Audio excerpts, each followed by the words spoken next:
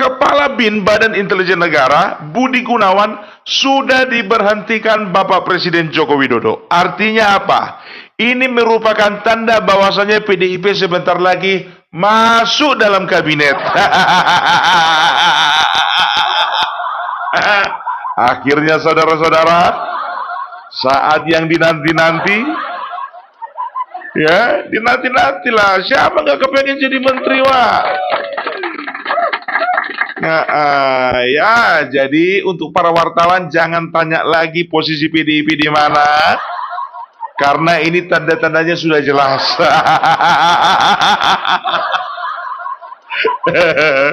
Jadi ada 3 nama ya yang sudah dipersiapkan PDIP. Yang pertama Budi Gunawan, yang kedua itu Oli, ya. Oli Dodo Kambe, yang ketiga itu adalah Azwar Anas, ya. Nah, dari mana Opung tahu? Ya tahulah, Budi Gunawan hari ini sudah mengikuti pembekalan di Hambalang. Jadi nggak ada cerita lagi nggak pasti. Sudah pasti. Tapi belum juga, Pung. Belum pasti juga, Pung. Karena Bapak Presiden Prabowo, presiden terpilih, belum lagi jumpa sama Ibu Megawati. Itu formalitas saja itu. Kalau pembicaraan udah ada kemarin itu. Itu dia, ya. Jadi ketika wartawan tanya kepada Bapak Jokowi, ya, bagaimana tanggapan Bapak dengan pemberhentian Budi Gunawan, kan begitu. Lalu Joko Widodo menjawab, atas permintaan Bapak Prabowo. Permintaan siapa? Bapak Prabowo. Kok Bapak Prabowo bisa minta seperti itu? Karena permintaan siapa? PDIP. Ya, iya dong, ya kan? Dan jadi sekarang itu kepala BIN itu Wamenhan, Wakil Menteri Pertahanan, namanya itu Herindra, bukan Gerindra ya, Herindra. Ya, jadi kita doakan saja supaya Bapak Budi Gunawan boleh mengikuti pembekalan dengan baik. Kalau ada soal-soal ujian Pak, dijawab Pak. Jangan mentang-mentang itu Bapak Prabowo itu masih dekat sama Ibu Megawati, Bapak nggak mau tahu urusan masalah jawab soal Pak. Jawab aja Pak.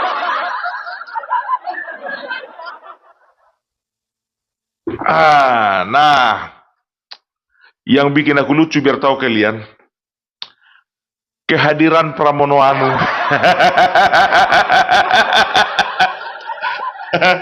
Perasaanku yang dipanggil kemarin itu adalah menteri, calon menteri dan wakil menteri. Pramono Anung ngapain? Ini tanda-tanda juga ini biar tahu kalian.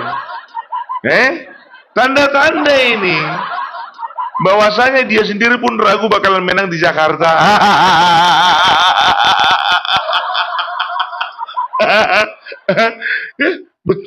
Serius ku bilang. Coba aku tanya dulu sama kalian, Ridwan Kamil datang nggak? Nggak datang kan? Jadi dari sini kita bisa memetik pelajaran, ya, mana yang udah pasti jadi dan mana yang nggak pasti jadi. Makanya karena ada keraguan-keraguan dari PDIP bakalan menang Pramono Anung, ya kan? Lumayan 1 kursi sama Pramono Anung dan untuk menteri. Daripada tercampak-campak dia, ya kan? Lagian juga secara histori Pramono Anung itu cukup dekat dengan Bapak Jokowi. Ya. Tapi sebetulnya itu faktor kedua ketiganya itu. Kalau faktor pertama itu tetapnya ragu dia dengan kemenangannya sendiri. Kau pula salah sendiri. Ngapain di undang-undang itu Amin Rais? Alah. Sedangkan gak ada Amin Rais, ya ilfil orang untuk memilih kau, apalagi di situ Amin Rais. Udahlah, tinggal kenangan lah itu semua. Tinggal kenangan mai hasian. Memorita. Aduh. Aduh, tapi nggak apa-apa lah, Pramono Anung ini belajar-belajar dia, ya supaya apa? Supaya nanti dia mana tahu ada lagi pemilihan kepala daerah, nggak terkejut badan dia. Dan dia bisa memilih dan memilah dan memilih siapa yang dipanggilnya untuk berdoa. Amin Rais datang mendoakan kalian ya supaya sukses menjadi gubernur ya. Mulut yang sama juga dipakai dia untuk mencaci maki Jokowi. Tahu enggak kalian? Tidak mungkin satu mata air ya bisa mengeluarkan rasa air yang berbeda-beda, nggak ada itu. Tahayul itu. Kalau mata air mengeluarkan rasa rasa tawar, tawar aja. Kalau misalnya mengeluarkan rasa asam, asam aja. Itu makanya aku bilang, tapi nggak apa-apa lah, ya itu pelajaran. Jadi nanti tahun 2029 Pramono Anung, kalau emang Amin Rais masih hidup, kalau masih hidup, ya ingat itu, ya jangan kau masukkan ke dalam listmu. Tapi kurasa ini salah panitia ini. Yang mau datang kemarin mendukung itu kan Permata, ya komunitas atau kumpulannya wanita-wanitanya dari kaum umat, ya kan? Tapi rupanya nggak tahu mereka itu ternyata ada deal-dealan di balik belakang layar, ya kan, di balik layar. Apa itu deal-dealannya? Ya, ternyata yang namanya Amin Rais juga ikut nongkrong di situ untuk memberikan kata-kata motivasi. Kurasa Rano Karno dan Pramono Anung nggak kepikiran Amin Rais bakalan ada nongol pula. Jadinya sebetulnya dalam hati mereka, aduh jangan sempat lah ini bikin kata sambutan, pikirnya kan. Rupanya namanya orang tua, ya kan, bikin kata sambutan lah dia nggak bisa tertolak lagi. Tapi itulah dia, itu hal-hal unik, hal-hal lucu ya mengenai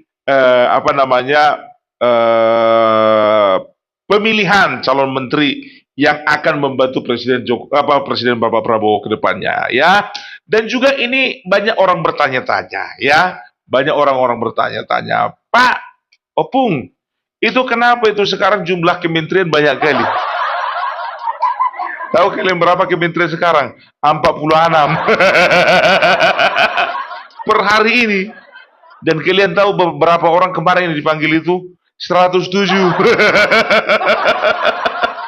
107 itu, ya. Ada yang kementeriannya hanya dipimpin seorang menteri saja, ada menterinya itu punya satu orang wamen, ada yang 2 wamen, dan ada yang 3 wamen. Seperti menteri keuangan itu ada 3 itu, ya. Jadi begini, kalau orang yang berpikiran kolot, berpikiran primitif, mereka akan mengatakan seperti ini. Untuk apa uang dihambur-hamburkan menggaji mereka? Lebih bagus lagi dipakai itu untuk subsidi bagi orang-orang miskin. Banyak kali ceritamu subsidi. Sekarang gue bilang sama kalian ya, kalau tidak ada korupsi di Indonesia, ya 200 pun menteri yang ada di Indonesia ini sanggup dibayar, sanggup digaji. Ya, nggak usah banyak kali ceritamu. Yang komen-komen nggak jelas itu dari 0103. Ya, itu dia. Dan juga kalian harus adil dong, kalian harus fair. Kalian tahu ndak? Kalau di DPR itu juga komisi bertambah. Kemarin itu ada komisi 1 sampai komisi 11. Sekarang komisi sampai 13. Nggak tahu kalian kan? Nggak tahu. Baca berita. Makanya gue bilang harus cerdas kalian ya. Nah, kenapa komisi itu sampai 13 ya?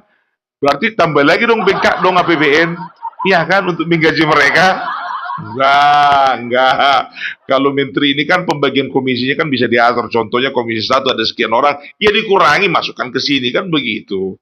Ya, tapi sekarang ya, kenapa harus diadakan penambahan komisi? Ternyata itu adalah penyesuaian karena kementeriannya bertambah. Oleh karena itu, maka akan dibentuk komisi-komisi baru ya. Jadi ada 2 komisi baru, sekarang total di DPR ada 13 komisi. Opung, apakah itu tidak menghambur-hamburkan uang? Sekarang begini, ya. Proyeksi kita ke Indonesia Emas 2045. Kalau nggak kita mulai dengan sesuatu gebrakan yang besar, bagaimana kita akan berakselerasi? Iya kan? Iya. Jadi semua harus dipersiapkan itu. Apalagi sekarang, ya ibu kota negara kita sedang proses on progress, ya di apa namanya on progress untuk pindah dari Jakarta ke Kalimantan Timur, ya. Jadi bisa dikatakan akan semakin repot, ribet, ya akan semakin kompleks masalah yang akan dihadapi bangsa ini. Ya biasalah, kalau perahu kecil, ya itu biasanya masalahnya kecil, ya kan. Paling cuman masalah bocor di bagian lambung kapal, kan begitu. Tapi kalau sudah berbicara kapal pesiar, ya kan, itu udah berbicara banyak kali yang rusak. Karena apa? Adalah bagian deknya, ada bagian fasilitasnya, ada bagian lambungnya, mesinnya, segala macam. Ya, itulah negara yang besar dengan segala kompleksitas masalahnya. Ya, jadi harus dipersiapkan semuanya itu. Coba, ya, mengenai Gus Miftah ini, coba. Ya, untuk apa Bapak Prabowo memanggil Gus Miftah? Ternyata untuk, ya, menjadi ya untuk fokus kepada moderasi, untuk menciptakan toleransi. Karena apa? Bangsa ini nggak akan menjadi bangsa yang maju ketika kita itu masih bertarung satu dengan lainnya masalah cuma gara-gara masalah akidah. Nggak perlu lagi seperti itu, ya. Akidahmu untukmu, akidahku untukku, begitu. Jadi bangsa yang maju, negara yang maju tidak lagi bergumul dengan masalah-masalah agama. Bukan tidak penting agama, tapi tidak bergumul lagi dengan masalah agama. Makanya perlu ada, ya, usaha untuk menekan angka intoleransi, rasisme, dan intimidasi terhadap kaum minoritas. Gitu dia. Dan juga aku melihat juga untuk Menteri Pendidikan juga sudah diganti. Menteri Keuangan tetap Ibu Sri Mulyani, ya. Karena apa? Karena memang profesionalitasnya itu di dalam keuangan negara, ya, itu nggak bisa, ya, masih belum ada yang bisa menandingi, ya, kecuali Dr. Richard. Kok nyampe-nyampe ke Dr. Richard, Opung? Ya bukan itu masalahnya, aku pengen kali kaya kayak Dr. Richard, itu aja ya. Makanya nemplok di pikiranku. Bagi yang nggak tahu, cari kalianlah Dr. Richard.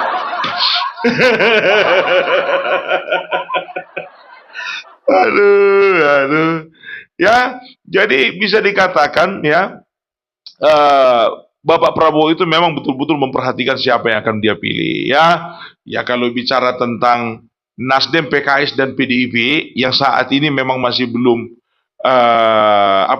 belum bisa dikatakan, belum ada kepastian siapa-siapa aja menterinya, ya. Bapak Prabowo sudah menjawabnya bahwasanya, ya, dari beberapa partai itu mereka itu sudah mengajukan beberapa beberapa profesional, ya, beberapa teknokrat, beberapa orang memang yang betul-betul di bidangnya, bukan seorang politisi, tapi mereka mengajukan orang tersebut, gitu. Jadi jangan sampai salah sangka, ya. Itu dia, makanya aku bilang aku optimis sekali bahwa Prabowo ini dia bisa menggodok, ya, dan bisa menentukan komposisi kementerian dan menteri-menteri apa saja yang cocok, ya, untuk menempati pos-posnya. Dan kalian tahu enggak, kalau aku lebih percaya dengan ya, aku percaya dengan ini, ya. Aku percaya dengan teori bahwasanya Bapak Prabowo menggodok kementerian itu, menggodok kabinet itu bersama-sama dengan Bapak Jokowi. Kalian percaya enggak? Diam-diam aja lah. Enggak usah tahu sebelah. Kalau tahu PDIP nanti ribut lagi, ya kan? Nanti kalau tahu forum kebangsaan itu juga ribut juga lagi.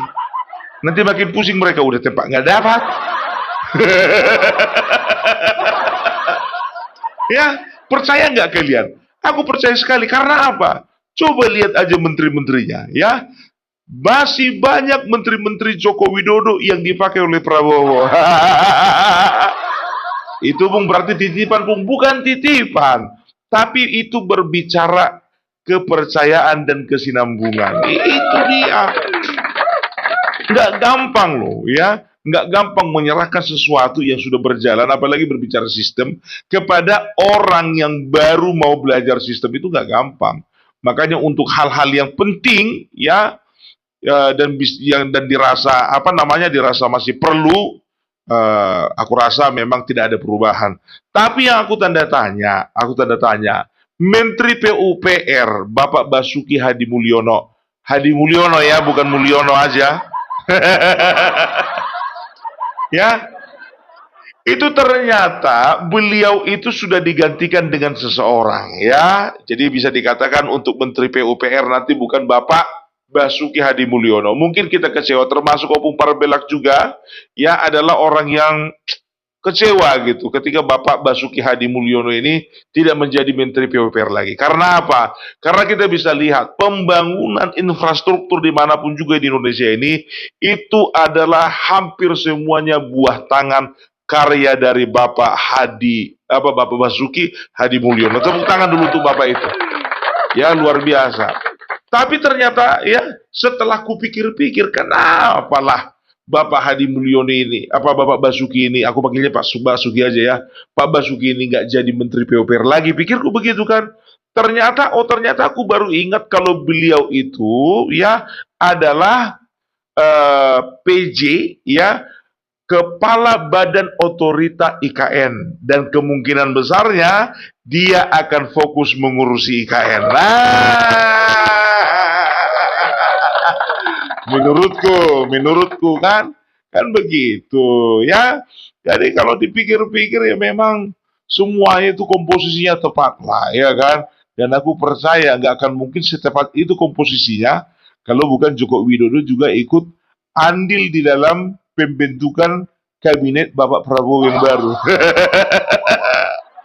Memang kalau misalnya di depan layar ya, dia katakan saya nggak ada cawe-cawe, dan juga saya nggak ada saya tidak memiliki hak lagi karena itu kewenangan sepenuhnya di tangan Bapak Prabowo, kan begitu. Tapi sebetulnya mereka pun juga kalau pas lagi waktu santai contohnya ngobrol berdua, Pak, kira-kira yang mana yang perlu diganti, kan begitu ya.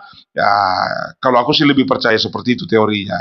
Ya, baru ada alasan berikutnya lagi ya, Bapak Prabowo itu kan dia itu sudah bagian dari menteri, ya, sudah bagian dari anak buahnya Bapak Jokowi. Jadi mereka itu ya sudah terbiasa bekerja bersama, ya, seperti Bahlil, Erlangga, Sri Mulyani, dan juga beberapa menteri lainnya. Dia itu Pak Prabowo itu sudah melihat bagaimana kinerjanya, ya. Jadi bukan semata-mata oleh karena usulan dari Bapak Joko Widodo saja, tapi dia juga sudah memperhatikan ya siapa-siapa calon menteri yang akan direkrutnya kembali, kan begitu. Kalian tengok aja Bapak Prabowo, setiap ada kesempatan dia itu selalu bawa catatan kecil kan. Itu sebetulnya lagi nulis-nulis itu, menteri mana yang cocok sama ikut sama aku nanti, kan gitu. Serius. Kalian kira apa sih catatannya itu? Sambil nulis itu. Mana tahu aku lupa nanti, kan begitu. Oh, Menteri Pertanian, dia bagus. Kalau dikasih skornya 95. Oh, pertahankan. Kan begitu. Menteri Keuangan dicatat lagi Sri Mulyani, ya. Selama Sri Mulyani Menteri Keuangan bisa dikatakan terjaga kestabilannya. Oke, masukkan. Kan begitu. Setelah itu siapa lagi? Oh, Menteri Perekonomian, Menko, ya, Erlangga Hartarto. Oh, ini udah cocok, ya kan? Kasih checklist, ya kan? Bahlil begitu juga, SDM, ini perlu dipertahankan ini, kan begitu. Zulkifli Hasan juga begitu. Nah, giliran Menteri Pendidikan.